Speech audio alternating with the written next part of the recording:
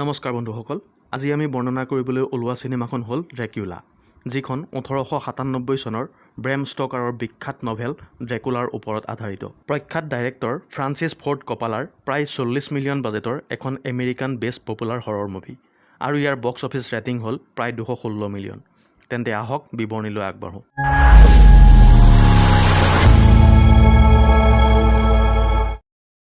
চিনেমাখনৰ আৰম্ভণি হয় 1462 চনত, যি সময়ত মানৱতাৰ এক অতি ভয়াৱহ বৰ্বৰ ধৰ্মযুদ্ধৰ কোলা মেঘে সমগ্ৰ কনষ্টাণ্টিনোপলক গ্ৰাস কৰি পেলাইছিল।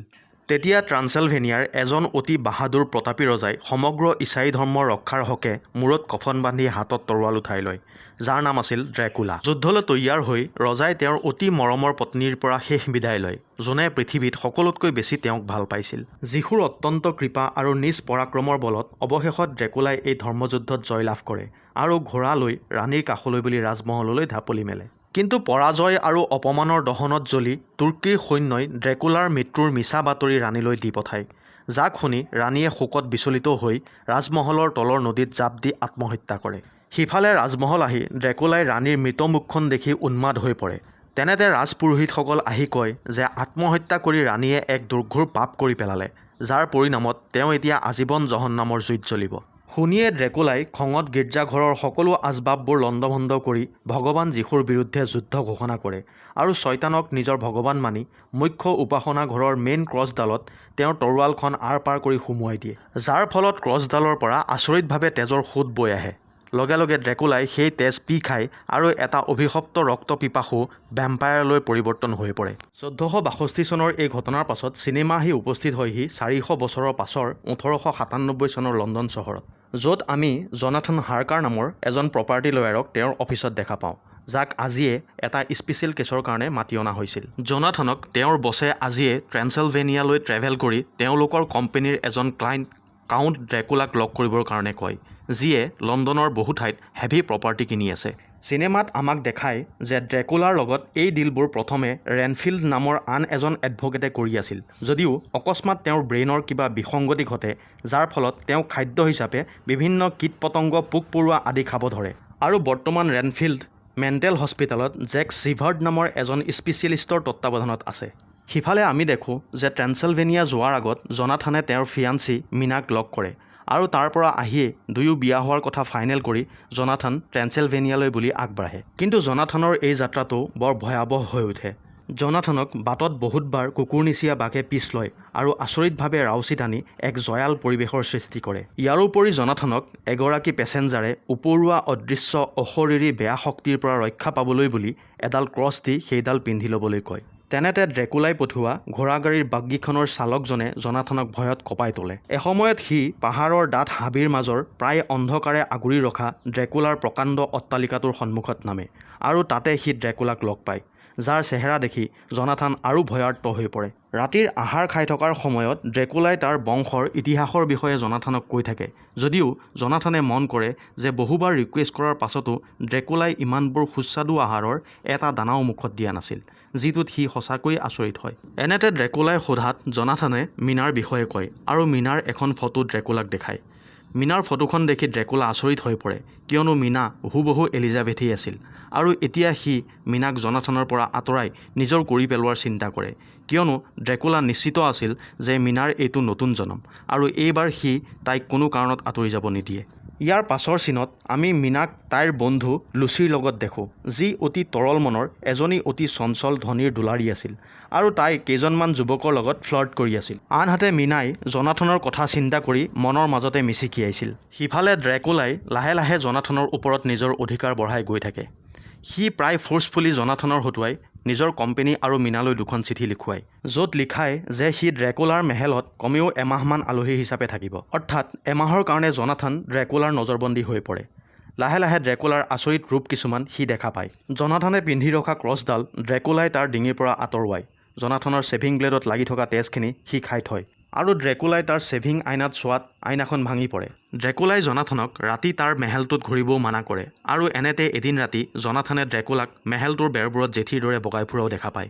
সেয়ে জনাথনে ইয়াৰ ৰহস্য ফাদিল কৰিবলৈ থিৰাং কৰে আৰু মেহেলটোৰ এটা বন্ধ কোঠালিত গৈ সোমায়, য'ত ড্ৰেকুলাৰ তিনিজনী ভেম্পায়াৰ পত্নীয়ে তাক সন্মোহন শক্তিৰ দ্বাৰা হিপনটাইজ কৰি তাৰ তেজ শুহিবলৈ ধৰে।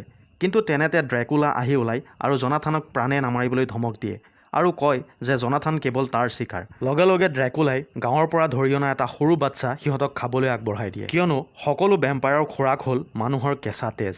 ইফালে ড্ৰেকুলাই ইতিমধ্যে লণ্ডন চহৰৰ 10টা ভিন ভিন লোকেশ্যনত 10টা ঘৰ কিনে। সেয়ে সি লণ্ডনলৈ যাবলৈ বুলি কিছুমান ডাঙৰ ডাঙৰ কাঠৰ বাকচত ট্ৰেন্সিলভেনিয়াৰ মাটি ভৰাব ধৰে, কিয়নো ড্ৰেকুলাৰ পৈশাচিক শক্তি বেলিৰ পোহৰত প্ৰায় নোহোৱা হৈ পৰে আৰু সি কেৱল ট্ৰান্সিলভেনিয়াৰ মাটিৰ সংস্পৰ্শত থাকিলেহে তাৰ শক্তি বৰ্তি থাকিব। এসময়ত ড্ৰেকুলাই জনাথনক নিজৰ ভেম্পায়াৰ পত্নী তিনিজনীৰ হাতত গতাই সমুদ্ৰৰে লণ্ডনলৈ বুলি আগবাঢ়ে। সিফালে ড্ৰেকুলা লণ্ডন আহিয়ে মীনাক বিচাৰি উলিয়ায় আৰু মীনাৰ বন্ধু লুচিক তাৰ চিকাৰ বনায়। সি ৰাতি এটা ভয়াৱহ ৰূপত আহি লুচিক তাৰ পৈশাচিক শক্তিৰ দ্বাৰা হিপনটাইজ কৰি কামুৰি তাইৰ ডিঙিৰ পৰা তেজ শুহিব ধৰে। তেনেতে মীনাই লুচিক সেই আচৰিত ৰূপত আহি দেখে আৰু তাই একো ধৰিব নোৱাৰি লুচিক চম্ভালি ভিতৰলৈ লৈ আনে। পিছদিনা ড্ৰেকুলাই নিজকে এজন সফল ডেকালৈ পৰিণত কৰি মীনাৰ সন্মুখলৈ আহে আৰু নিজকে ৰাজকুমাৰ ব্লেড হিচাপে পৰিচয় দি তাৰ পৈশাচিক শক্তিৰ দ্বাৰা লাহে লাহে মীনাৰ ঘনিষ্ঠ হৈ পৰে। সিফালে লুচিক যিহেতু ভেম্পায়াৰ ড্ৰেকুলাই কামুৰিছিল, সেয়ে তাই বেয়াকৈ অসুস্থ হৈ পৰে। যেতিয়া মীনাৰ ফিয়ান্সি আৰ্থাৰে তাইক ভালতকৈ ভাল চিকিৎসা কৰিও একো বেমাৰ ধৰিব নোৱাৰে আৰু কোনো সুফল নাপায়, তেতিয়া উপায়হীন হৈ তেওঁ প্ৰফেচাৰ এব্ৰাহাম ভেন হেলছিঙক মতায়, যোন বিজ্ঞানৰ পৰিধিৰ বাহিৰৰ যুক্তিয়ে ঢুকি নোপোৱা ৰাতিৰ ভয়াল অন্ধকাৰৰ গভীৰত বিৰাজ কৰা অতৃপ্ত শক্তিৰ বিশেষ গৱেষক আছিল।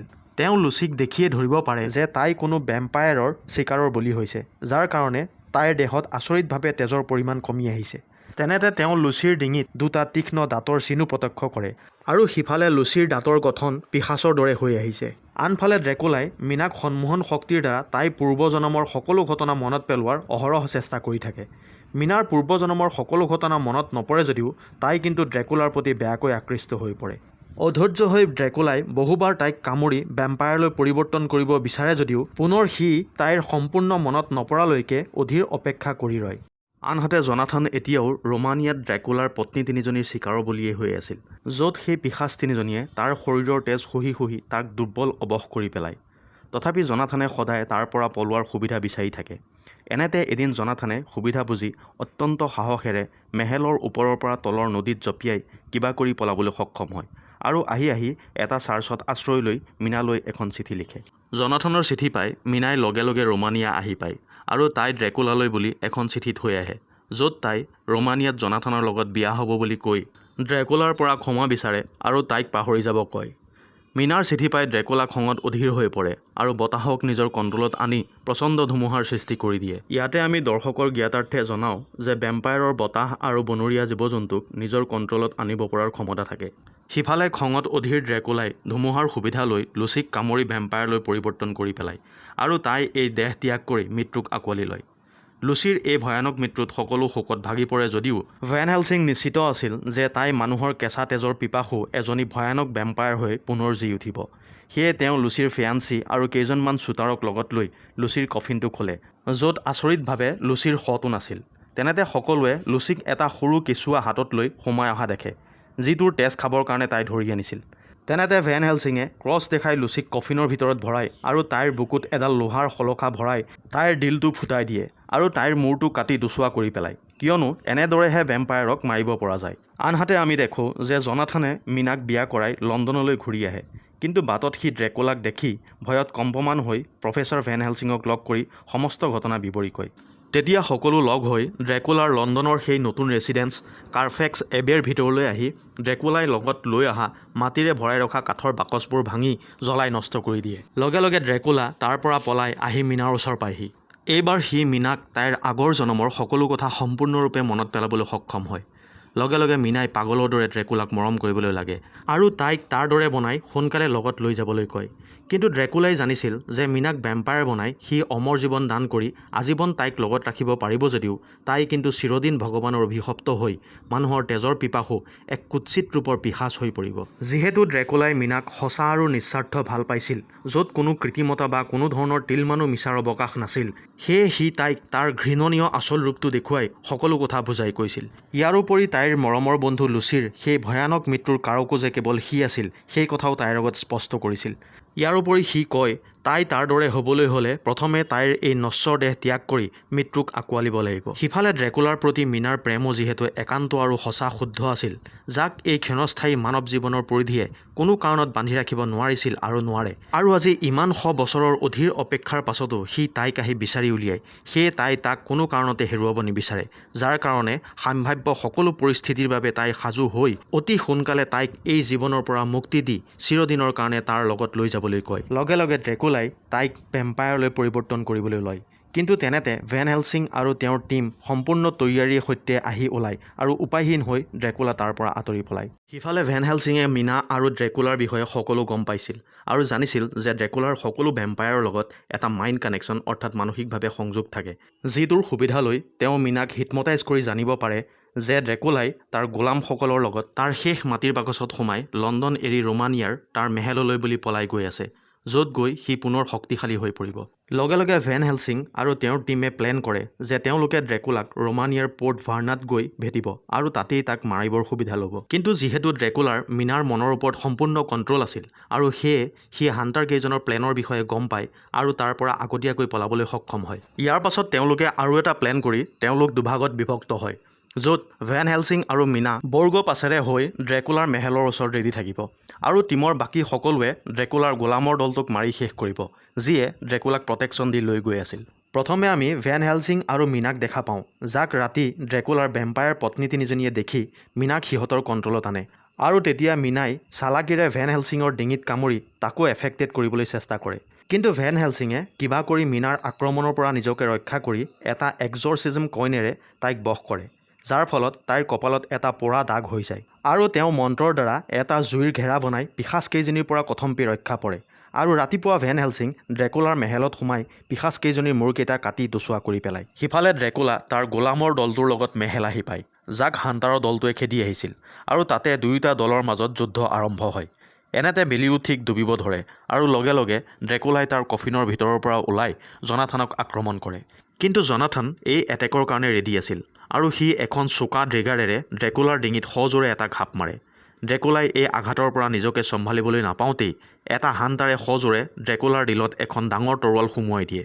তেনেতে মিনা দৌৰি আহি হাতত এটা ৰাইফল লৈ ড্ৰেকুলাক প্ৰটেক্ট কৰি মেহেলৰ ভিতৰলৈ লৈ যায়। ইয়াতে আমি দুয়োকে পুনৰ সেই চাৰ্চটোত দেখা পাওঁ য'ত ড্ৰেকুলা ভগৱান যীশুৰ অভিশপ্ত হৈছিল।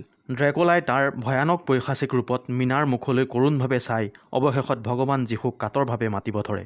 মিনাই ড্ৰেকুলাক সাৱটি ধৰি তাৰ সেই ঘৃণনীয় ওঁঠজোৰতে উপৰ্যুপৰি চুমা খাব ধৰে আৰু লগে লগে আচৰিতভাৱে চাৰ্চটোৰ কেণ্ডেলবোৰ নিজে নিজে জ্বলি উঠে আৰু ড্ৰেকুলাই মেইন ক্ৰছডালত তৰোৱালেৰে কৰা জখমটো নিজে নিজে ৰিপেয়াৰ হৈ ভৰি পৰে। তেনেতে ক্ৰছডালৰ পৰা এক সোণালী ৰশ্মি ড্ৰেকুলাৰ মুখত পৰি তাৰ কুৎসিত মুখখন লাহে লাহে তাৰ আচল মুখখনলৈ সলনি হৈ পৰে।